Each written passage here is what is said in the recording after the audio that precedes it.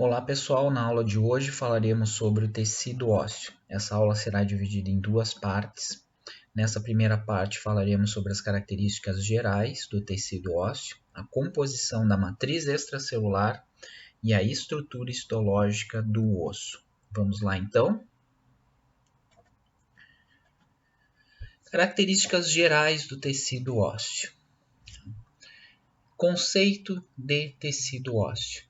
É uma forma especializada de tecido conjuntivo. Vamos abrir um parêntese.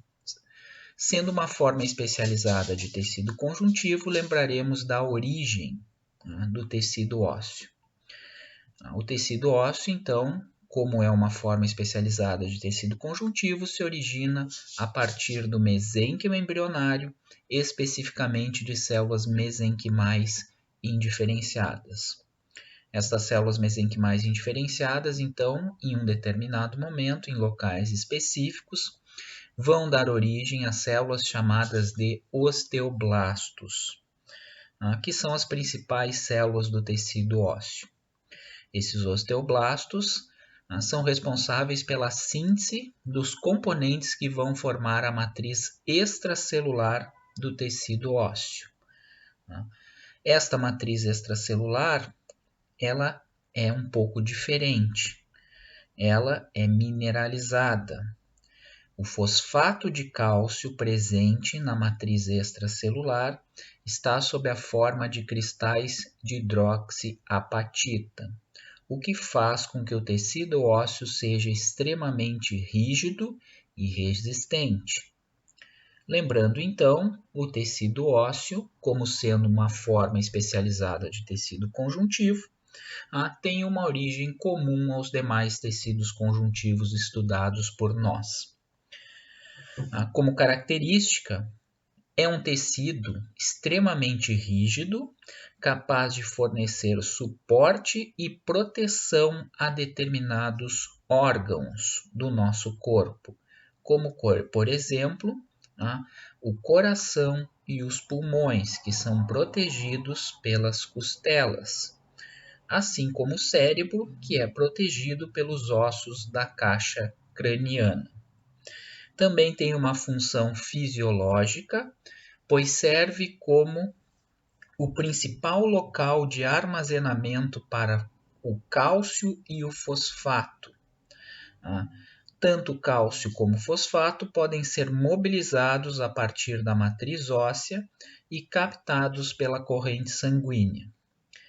Então, o tecido ósseo ele tem um papel muito importante na regulação homeostática dos níveis sanguíneos de cálcio, pois é o maior reservatório de cálcio do nosso organismo.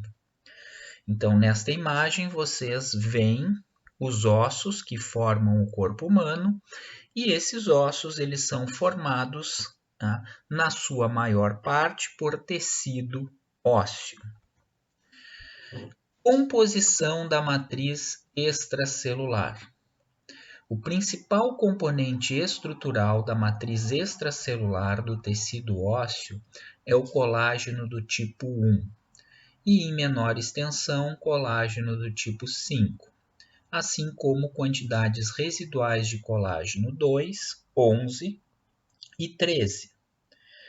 Todas as moléculas de colágeno constituem cerca de 90% do peso total da matriz óssea.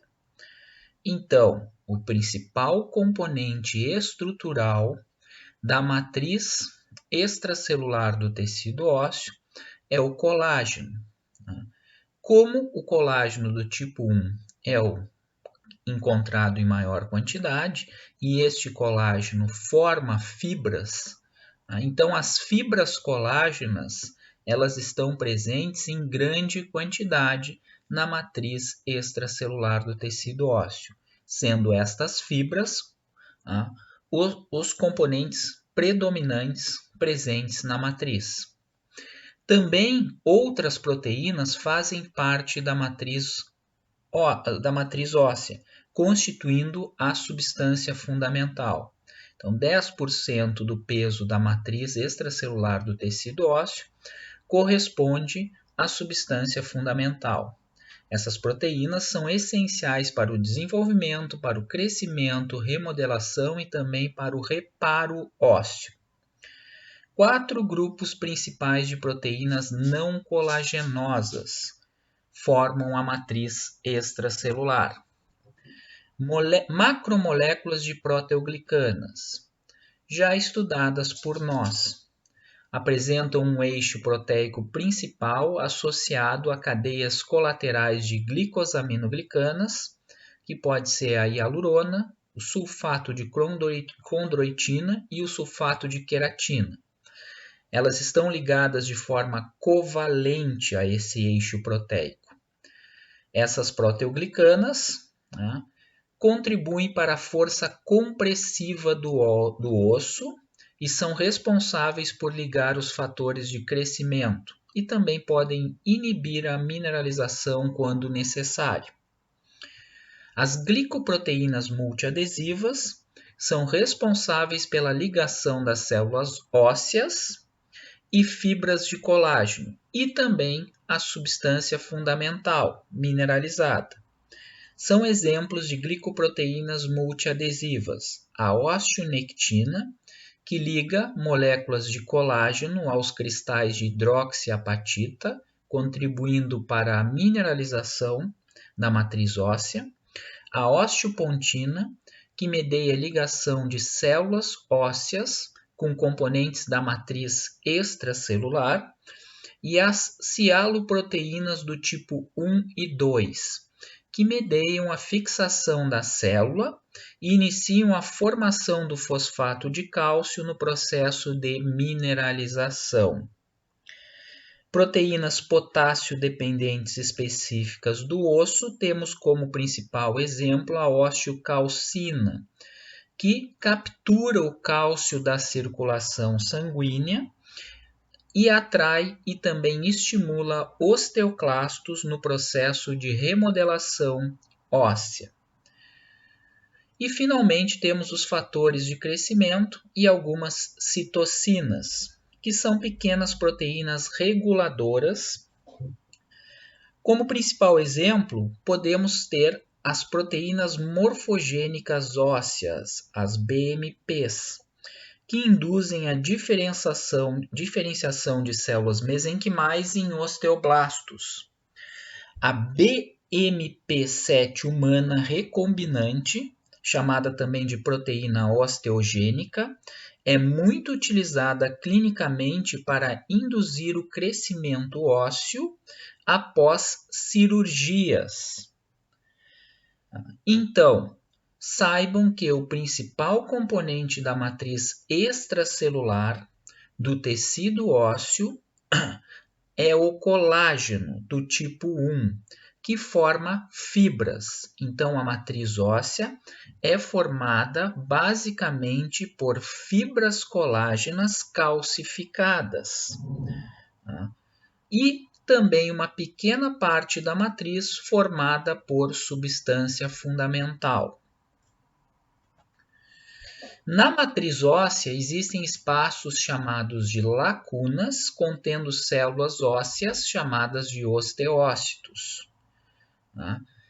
Com relação às células, estudaremos especificamente cada uma na segunda parte da aula.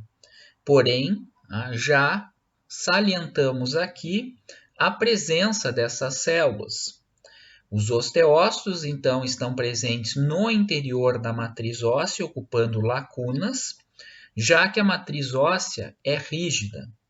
Esta célula apresenta prolongamentos, como pode ser visto aqui abaixo, prolongamentos citoplasmáticos, que estão localizados em pequenos túneis dentro da matriz óssea. Esses túneis são chamados de canalículos, e fazem trajeto através da matriz mineralizada, conectando osteócitos adjacentes e permitindo a troca de substâncias entre os osteócitos no interior da matriz. É como se tivéssemos uma rede contínua de canalículos e lacunas, todas interligadas, por onde passam várias substâncias. entre os osteócitos. Células osteoprogenitoras são derivadas de células-tronco mesenquimais localizadas no tecido ósseo e podem dar origem a osteoblastos. As células de revestimento ósseo estão localizadas nas superfícies ósseas quando não existe crescimento ativo do osso. São derivadas de osteoblastos que permanecem depois que cessa a deposição de matriz óssea. Os osteoblastos são células jovens que segregam grande quantidade de matriz extracelular. Quando ficam circundadas totalmente pela matriz produzida por elas, passam a ser chamadas de osteócitos. Então, osteoblastos e osteócitos são os mesmos tipos celulares em estágios diferentes de desenvolvimento. Todas estas células citadas, osteoblastos, osteócitos, células osteoprogenitoras e células de revestimento ósseo, têm origem a partir do mesênquima embrionário. São células potencialmente formadoras de matriz óssea. E ainda temos um outro tipo celular presente no tecido ósseo chamado de osteoclasto. São células responsáveis pelo processo de reabsorção da matriz óssea. Ou seja, isso acontece principalmente nas superfícies ósseas, onde o osso está sendo removido, remodelado ou após lesões ósseas. São células responsáveis pela degradação óssea, participando do processo de remodelação. Nesta imagem, então, já apresentamos os tipos celulares presentes no tecido ósseo. Osteoblastos, com a sua forma cúbica quando ativos e a forma mais pavimentosa quando inativos. Os osteoclastos, que são células gigantes multinucleadas, responsáveis pelo processo de reabsorção óssea, se originam na medula óssea vermelha a partir de monócitos. E os osteócitos, que estão presentes no interior da matriz óssea, ocupando lacunas, já que a matriz é rígida, se comunicando através de prolongamentos citoplasmáticos que estão presentes em canalículos. Ossos e tecido ósseo. Que fique bem claro para vocês que os ossos são órgãos do sistema esquelético e o tecido ósseo é o principal componente estrutural dos ossos. O osso, histologicamente, é constituído por principalmente tecido ósseo, mas também tecido hematopoético presente na medula óssea, tecido adiposo, tecido conjuntivo denso, grande quantidade de vasos sanguíneos, nervos e também tecido cartilaginoso. Então, são todos os tecidos formadores dos ossos, porém, o tecido ósseo é aquele mais importante. Então, nessa imagem aqui, temos um osso cortado longitudinalmente, um osso longo. Este osso longo apresenta na sua extremidade tecido cartilaginoso e hialino. No seu interior apresenta tecido hematopoético e externamente ele é formado por tecido conjuntivo denso. Então, esta seria a estrutura histológica básica do osso. É óbvio que a maior parte dele é formada por tecido ósseo, que nesta imagem aqui aparece ainda em pouca quantidade, pois esse osso está em processo de desenvolvimento. Então, da mesma forma aqui, temos um osso cortado longitudinalmente, um osso longo, apresentando como componente mais externo tecido conjuntivo denso. Esse tecido mais corado pela eosina, que aparece mais internamente aqui, é o tecido ósseo se formando. E esse tecido que apresenta pouca coloração é o tecido cartilaginoso hialino presente na extremidade articular desse osso e também na região chamada de disco epifisiário.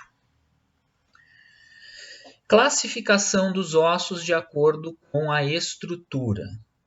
Os ossos eles podem ser classificados como sendo compactos ou esponjosos. Então, nesta imagem aqui temos o osso do fêmur, né, apresentando justamente esses dois tipos de classificação. Então, mais externamente, como vocês podem ver, o osso do fêmur, né, é classificado como sendo compacto aqui. E mais internamente, ele é classificado como sendo esponjoso. O osso compacto apresenta uma densa camada compacta que forma, né, o exterior desse osso. Já no osso esponjoso, temos uma rede esponjosa constituída por finas trabéculas formadas por tecido ósseo. Forma quase que sempre o interior dos nossos ossos. Né? Os espaços dentro desta rede são contínuos e em um osso vivo são ocupados pela medula formadora das células sanguíneas e por grande quantidade de vasos sanguíneos. Então, na maior parte dos ossos, externamente vocês têm uma estrutura compacta e internamente vocês têm uma estrutura esponjosa. A quantidade de osso esponjoso e osso compacto vai variar de acordo com a forma dos ossos. Na anatomia, os ossos eles apresentam uma classificação de acordo com a forma. Tá? Abrindo aspas, os tecidos ósseos dos ossos esponjoso e compacto localizados em partes específicas dos ossos, em maior ou menor quantidade. Então, podemos ter ossos longos, eles são mais longos em uma dimensão que em outros ossos consistem em uma diáfise e duas epífises. Tá?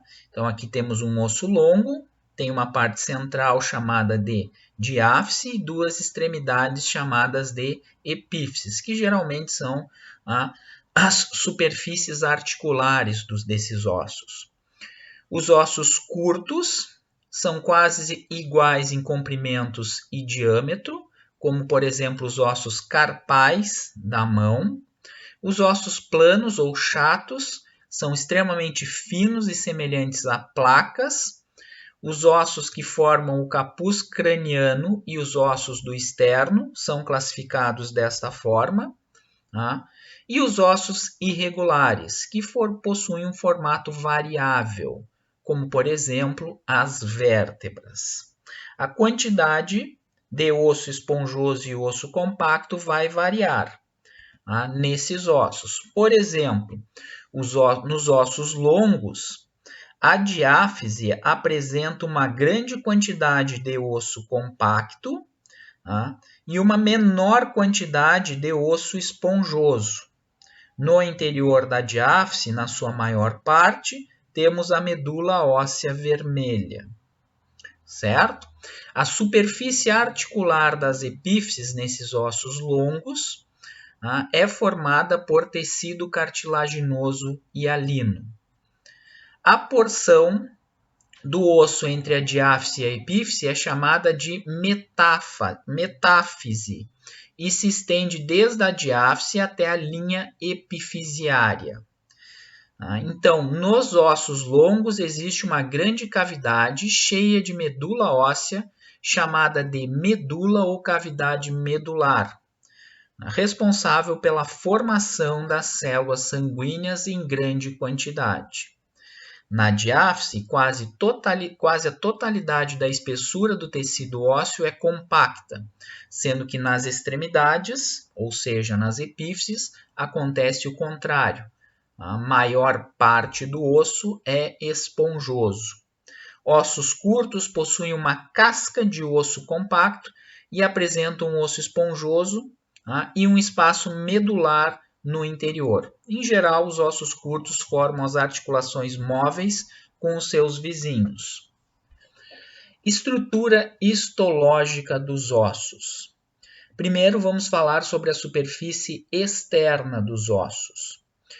Os ossos eles são recobertos externamente por uma camada de tecido conjuntivo denso chamada de periósteo.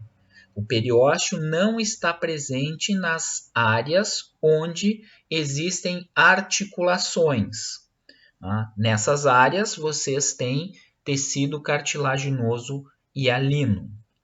O periósteo ativo é constituído por uma camada fibrosa mais externa, tá? Formada por um tecido conjuntivo denso, rico em fibras colágenas, e uma camada mais interna, mais celular, que contém células chamadas de osteoprogenitoras, muito parecidas com fibroblastos.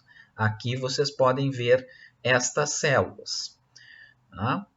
Em geral, as fibras de colágeno estão dispostas em paralelo à superfície do osso na forma de uma cápsula. Então, o periósteo é uma camada de tecido conjuntivo denso que recobre externamente os ossos, exceto nos locais das articulações. Neste periósteo, uma grande quantidade de células osteoprogenitoras. Nesta imagem, temos a presença, né, do periósteo mais externamente aqui, ó, e mais internamente temos a matriz óssea. É uma lâmina histológica de um osso longo cortado longitudinalmente. Maior parte, né, deste osso aqui, ó, apresenta internamente matriz óssea. A matriz óssea, no caso, ela cora muito pela eosina, pois ela é formada, a sua parte orgânica, por fibras de colágeno. Para fazer uma lâmina histológica de osso, tá, acontece um processo bastante demorado. Então, nós precisamos pegar o osso coletado, colocar em uma substância, uma solução desmineralizadora, que contém uma grande quantidade de ácido. Esse ácido ele vai puxar a parte inorgânica da matriz e vai ficar apenas o colágeno. Quando nós fizermos a lâmina histológica, este colágeno fica extremamente corado pela eosina. Então é isso aqui que vocês estão vendo, são as fibras colágenas coradas pela eosina. Podemos obter uma lâmina histológica assim, apenas após a sua desmineralização. Esses espaços que vocês veem por entre, tá, a matriz formada por colágeno se refere a um tecido conjuntivo chamado de osteogênico. Na verdade, seria um tecido conjuntivo frouxo com uma grande quantidade de substância fundamental amorfa. Tá? Então, mais tarde falaremos sobre isso. Então, neste periósteo, mais externamente aqui, como vocês podem ver, temos um periósteo mais fibroso, rico em fibras colágenas, e mais internamente aqui, ó, já temos um periósteo mais celular, muito rico em células osteoprogenitoras. O que as células osteoprogenitoras fazem? Elas vão dar origem a osteoblastos, que iniciam o processo de síntese dos componentes da matriz extracelular, começando assim a formação desta matriz. No momento que a matriz extracelular aprisionar este osteoblasto, ele passa a forma de osteócito. O caráter do periósteo é diferente, onde os ligamentos e os tendões, formados por um tecido conjuntivo denso, se inserem nos ossos. Então, os tendões e os ligamentos são aquelas estruturas que ligam os músculos esqueléticos aos ossos, formados por um tecido conjuntivo denso. As fibras de colágeno, a partir dessas estruturas, se estendem diretamente em ângulo para dentro do tecido ósseo, atravessando o periósteo. se fixando na matriz óssea. Então, é uma ligação muito íntima. Em lâminas histológicas, esta região onde o periósteo apresenta uma direção diferente, é chamada esta região de onde vocês têm as chamadas fibras de Charpey. Então, as fibras de Charpey elas fazem parte do tendão e não do periósteo. De difícil visualização nas lâminas histológicas, mas são essas fibras que ligam os tendões diretamente à matriz óssea. Então, essa seria a estrutura do periósteo e a função do periósteo. Então, obviamente que a partir do periósteo também vão entrar vasos sanguíneos nutridores da matriz óssea. Então, o tecido ósseo, a matriz óssea no caso, ela é muito vascularizada. Com relação às cavidades ósseas, o tecido de revestimento do osso compacto que se confronta com a cavidade medular e também com as trabéculas de osso esponjoso dentro da cavidade é chamado de endósteo. Então, aqui vocês teriam o periósteo mais externamente, formando o osso. Daqui para cá vocês teriam tecido ósseo, formando um osso compacto. E aqui, internamente, vocês teriam a cavidade óssea onde se encontra presente a medula óssea vermelha. Separando esta cavidade óssea da medula óssea vermelha, vocês têm uma delicada camada de tecido conjuntivo, chamada de endósteo. Neste endósteo também se encontram células osteoprogenitoras. É como se fosse uma camada unicelular, bastante espessa, e constituída de células osteoprogenitoras que a todo momento se diferenciam em osteoblastos, e também em células de revestimento ósseo. As células osteoprogenitoras e as células de revestimento ósseo são bastante difíceis de serem diferenciadas.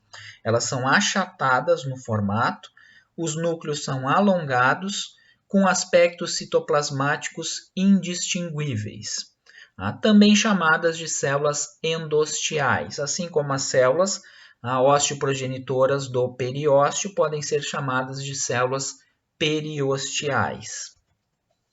Nessas imagens, em um osso longo, temos mais externamente o periósteo. Após o periósteo temos matriz óssea. Se nós pegarmos a diáfise desse osso, maior parte desta matriz óssea forma o osso compacto. E internamente aqui temos o endósteo separando essa matriz óssea da cavidade óssea. Pegamos uma pinça aqui, podemos separar o periósteo da matriz óssea do osso. Ok? Aqui, presentes as células, os osteoblastos. Osteoide é a matriz jovem, produzida pelos osteoblastos. Esses osteoblastos normalmente aparecem enfileirados, com formato cúbico, quando ativos. Quando os osteoblastos são aprisionados pela matriz que estão produzindo, eles passam a forma de osteócitos e ocupam lacunas no interior da matriz. Ok? Os osteócitos se comunicam através de canalículos. Esses canalículos eles são muito importantes, pois permitem a difusão de substâncias vindas do sangue entre os osteócitos no interior da matriz, e os osteoclastos, que são células gigantes com origem diferente que fazem o processo de degradação da matriz óssea. O osso está em constante processo de remodelação, ao mesmo tempo que a matriz óssea está sendo produzida, a matriz antiga ela está sendo degradada por esse tipo celular.